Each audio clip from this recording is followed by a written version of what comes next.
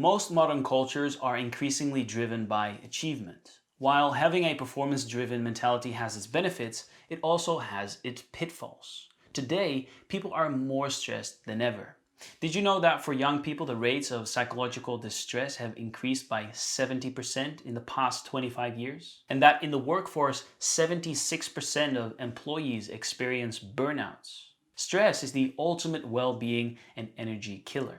It slows down the production of new brain cells and reduces serotonin and dopamine, which are critical to our mood. Stress also fires up the amygdala, the part in the brain where we experience emotions, while at the same time decreasing our hippocampus function, which is the part in the brain that regulates memory, which then makes us tired and less capable to remember.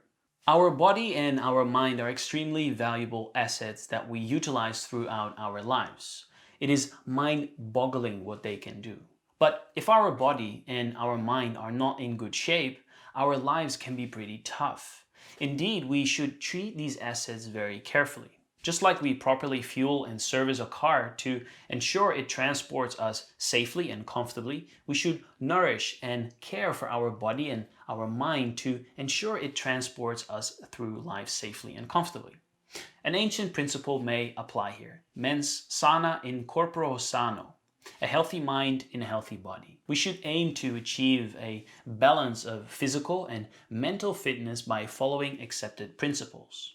In this video, I suggest 4 habits that have proven to help people achieve that balance.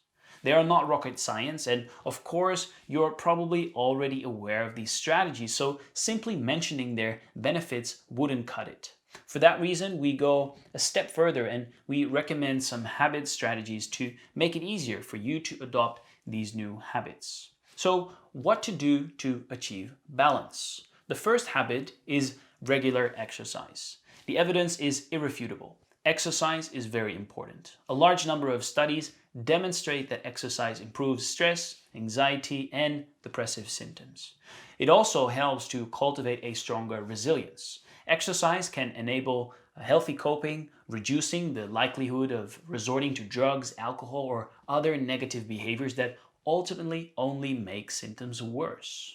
Habit number 2, healthy nutrition. Besides regularly exercising, it is essential to nourish the body properly.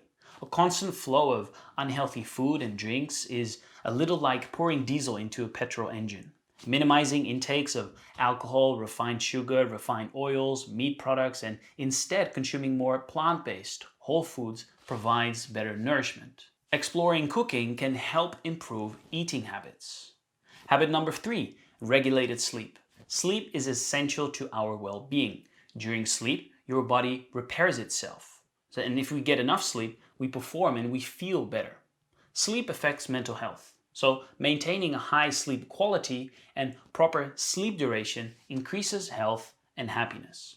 Adopting a shutdown routine can improve sleep quality. For example, avoiding screens for 90 minutes before bed can significantly decrease anxiety and increase happiness. Also, exercise helps to improve and regulate sleep patterns, and exercise improves overall sleep quality, sleep latency, and apnea. It has certainly provided similar effects as sleeping pills for many people. Another technique to help to improve your sleep is mindfulness meditation, which brings us to the 4th habit. Mindfulness is generally referred to as moment-to-moment awareness, being aware of what's going on, but not being overwhelmed by it. Countless number of studies show that mindfulness helps to reduce anxiety, depression, stress, and increases positive emotions, improves emotional well-being.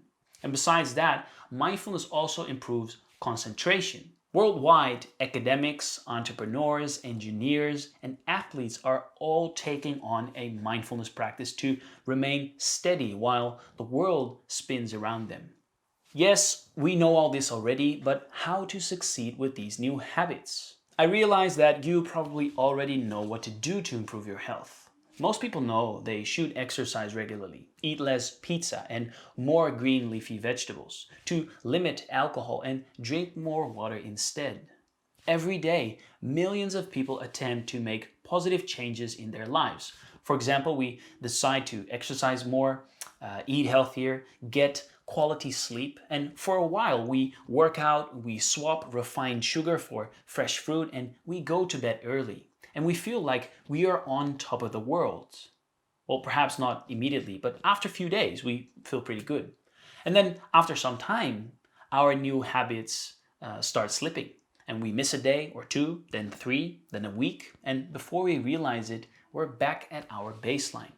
And often that baseline gets even worse. So why is it so difficult to make lasting changes in our lives? One of the answers is that we can be too ambitious and we can take on too much at a time.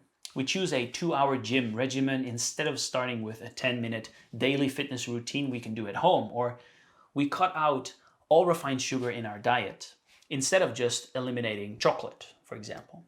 The problem with this approach is that it's tough to sustain in the long term. That's why 88% of our New Year's resolutions fail. After some time, our initial enthusiasm fades away and our motivation drops, and it becomes harder to stick to our strict habits. And when we fail once or twice, we don't hesitate and drop the new habit altogether. So the solution? Tiny habits. Instead of starting with lofty goals, one strategy is to start small and build tiny habits. Popularized by behavioral analyst B.J. Fogg in his book Tiny Habits, the idea is that starting small makes it easier to complete the task. The more often you complete a task, the more accomplished you feel. In turn, you create a feedback loop that wires in new habits. Another benefit of a tiny habit is that when you decide to do something for just 1 or 2 minutes, you generally end up spending a little more on the task anyway. The problem often is to just get started. Using this approach, the next time you want to eat healthier, you could try meat-free Mondays instead of turning vegan cold turkey. Pun intended. Rather than meditating for 20 minutes every day, you can start with 2 minutes and try to make it a daily habit. Then you can increase when you feel like you have mastered the 2-minute ritual. The key to making a behavior habitual is to make it easier for you to stick to the behavior on a regular, ideally daily basis. Environment beats willpower every day. Willpower is like a muscle that gets tired after long use. If our environment is not set up to support our new habits, we find it exhausting to maintain the required willpower and revert back to our old habits. It can help to set up your environment so that it is easier to perform the desired behavior. For example, you could start with your groceries. Consciously making the effort to avoid purchasing sugary foods at the supermarket makes it easier to avoid eating them when you are less motivated at home. If you don't have it in your home, you can't eat it. If you want to work out more, place your fitness gear or outfit in a prominent place in your home so you are reminded to work out when you see it. If you want to eat more fruit, place the fruit in a fruit basket on a table or a kitchen counter instead of in the fridge where you're less likely to see it. Another strategy is to find an accountability partner. An accountability partner can help to coach you and provide feedback on a regular basis. If you have an accountability partner, you can have regular feedback sessions in which you share the wins and talk about your current challenges. Having a good accountability partner can help you make progress, serious progress towards any of your goals. I hope that these insights will enable you to stick with your new healthy habits. To leave you with an encouraging statistic, James Clear, author of the New York bestseller Atomic Habits, found that if you can get 1% better every day for 1 year, you'll end up 37 times better by the time you're done. So consider selecting one thing you want to improve and then take a tiny step towards it. Good luck.